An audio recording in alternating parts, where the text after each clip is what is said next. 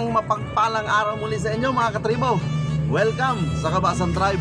Sa episode na to, simpleng putahe lamang ang ihahain ko sa inyo. Ang sinigang na baboy. Yan, meron tayo ditong baboy.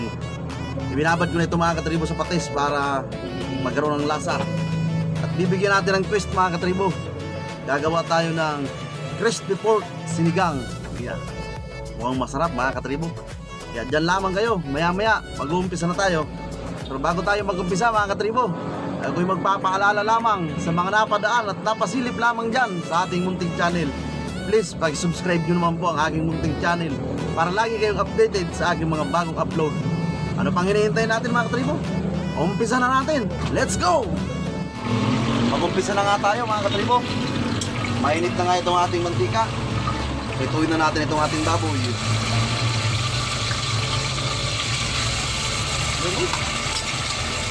Lamsik.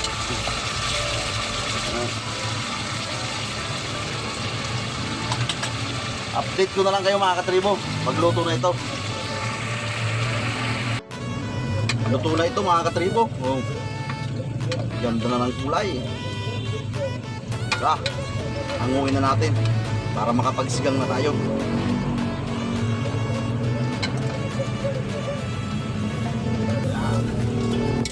Magsigang na tayo mga katribo. Habang pinapainit natin ito mga katribo ang ating tubig na pagsisigangan, lagay na natin ang ating kamatis, saka sibuyas, kaunting paminta,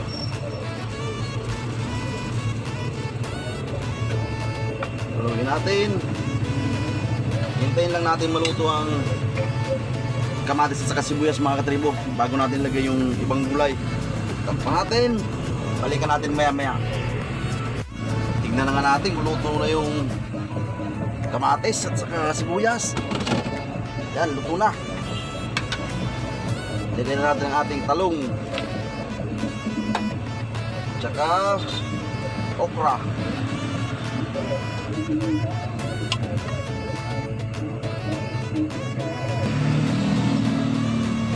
Pag medyo luto na mga katribo ang talong at saka okra, lagyan na natin itong ating pina-crispy na baboy tsaka ang ating sinigang.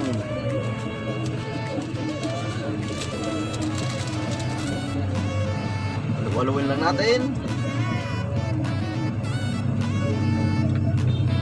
Sunod na natin ang kangkong. May mabilis na lang yan maluto mga katribo.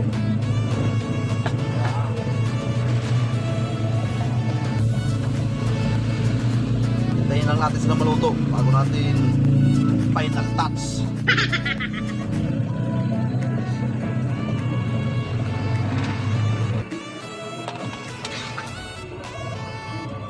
Okay na ito mga katribo.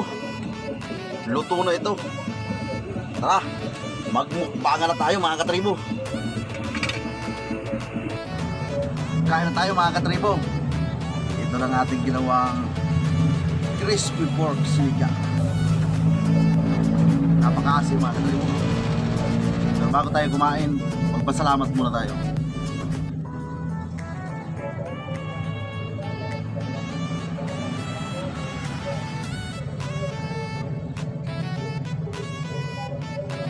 Yun, kain na. Tingnan natin to. Ano bang pagkakaiba nito sa ordinaryong sinigang?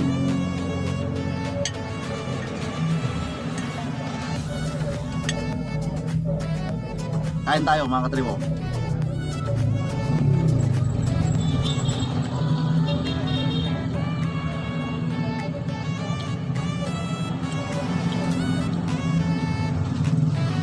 Pwede na.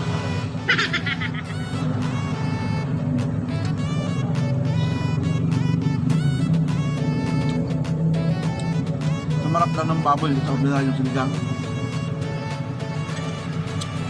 Ano ang pagkakaiba nito? At isang pagkakaiba nito mga katribo sa ordinaryong sinigang na ginagawa natin, matrabaho ito, matagal gawin.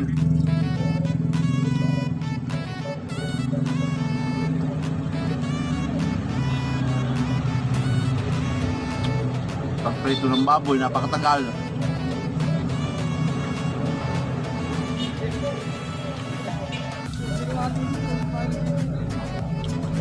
Sulit naman.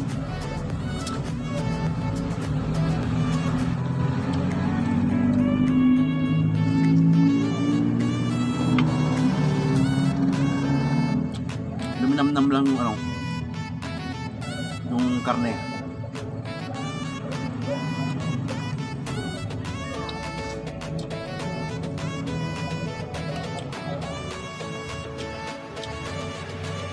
Pero sa mga katribo natin nagmamadali na magluto,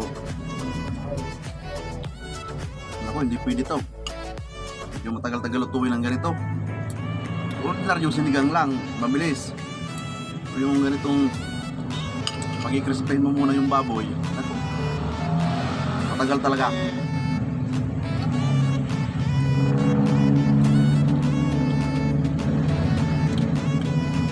Sulit naman yung tagal ng pagluluto mga katribo.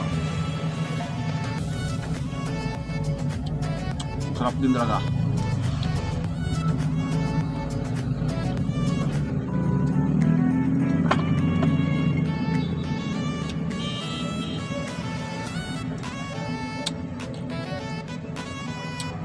Mainipin ka, huwag kang lumuto ng ganito.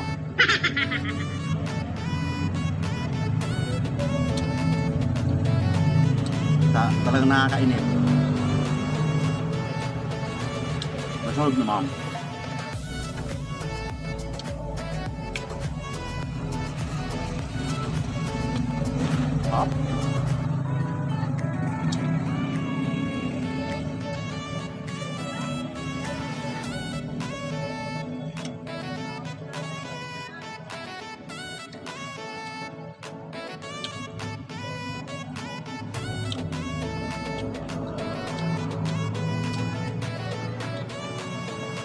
Suabe.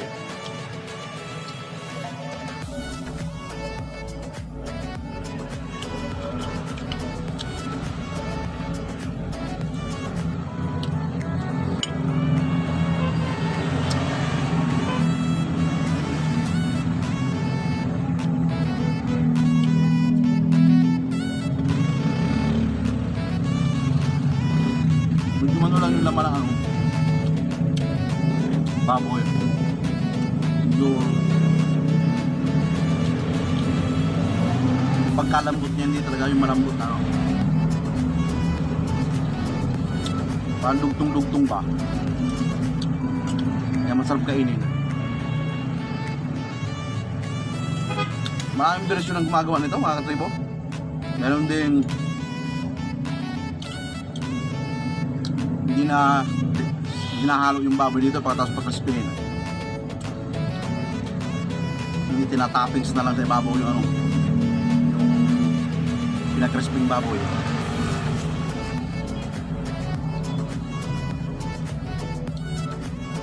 Ako nang ginawa ko, gusto kong malalasan kung ano ba yung pagkakaiba niya. Yun nga, ang pagkakaiba matagal gawin, pero napakasarap pa rin.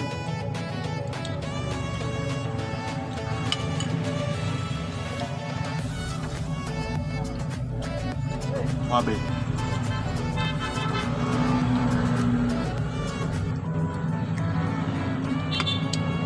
solve na naman mga katribo. Maraming salamat po sa panonood at shout out na po ang kasunod mga katribo. Isang mabilisang shout out lang tayo mga katribo. Shout out po kay Michael Tolentino, Mama Lea TV, Papa Ryan, DC12 Channel, Manoy Mukpang, May Daily Life Herrera, Micaela Ching, Lagala Girl, Emilito Balmoreda, Michael Vista, Team Body TV, Jocelyn Vlog, and Aloha Friends. Maraming salamat po sa walang sawang suporta sa aking munting channel. Sana po huwag kayong magsasawa. Hanggang sa susunod po mga katribo. God bless.